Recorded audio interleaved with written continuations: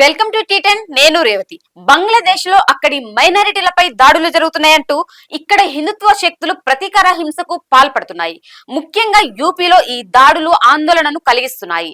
హిందూ రక్షా దళ్ కార్యకర్తలు వారి నాయకుడు భూపేందర్ తోమర్ అలియాస్ పింకీ చౌదరి నేతృత్వంలో మూక రెచ్చిపోయింది. గుల్దర్ రైల్వే స్టేషన్ సమీపంలోని గజియాబాద్ లోని కేవీ నగర్ ప్రాంతంలో మైనారిటీ వర్గానికి చెందిన నివాసితులపై దాడి చేసింది. దాడికి సంబంధించిన 2 వీడియోలలో వారి ఆ మూక అకృత్యాలు కనిపించాయి. సదరు హిందుత్వ సంస్థ సోషల్ మీడియా ఖాతాలలో ఇది మొదట ప్రసారం చేయబడింది. ఈ దాడుల్లో అప్రమత్తమైన వ్యక్తులు గుడారాలను ధ్వంసం చేయడం, నివాసితుల వస్తువులను తగలబెట్టడం, నిరంతర మతపరమైన దూషణాలను చేస్తూ మైనారిటీ ప్రజలపై లాఠీలతో దాడి చేశారు.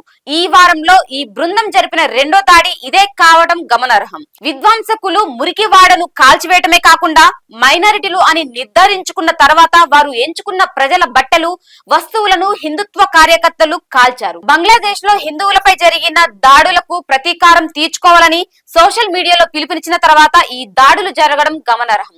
ఇలా పిలుపునిచ్చిన వారిలో ప్రముఖులు బీజేపీ ఎమ్మెల్యే నితీష్ రాణే, కంగనా రనౌత్ ఉన్నారు. కాగా బంగ్లాదేశ్ లోని ఆ శాంతిపై భారత్ లోని హిందుత్వ శక్తులు, బీజేపీ అనుబంధ శ్రేణులు, సంస్థలు రెచ్చగొట్టే వార్తలను ప్రసారం చేస్తున్నాయి. భారత్ లో ఒక వర్గంపై ద్వేషం పెరిగేలా పోస్టులను చేస్తున్నాయి. దీంతో ఇలాంటి వాటిపై పోలీసులు, స్థానిక యంత్రాంగం దృష్టి సారించి వాటికి ఎక్కడికక్కడ అడ్డుకట్ట వేయాలని సామాజిక కార్యకర్తలు, మేధావులు సూచిస్తున్నారు. ఇది ఇవాల్టి న్యూస్. చూస్తూనే ఉండండి టీ10.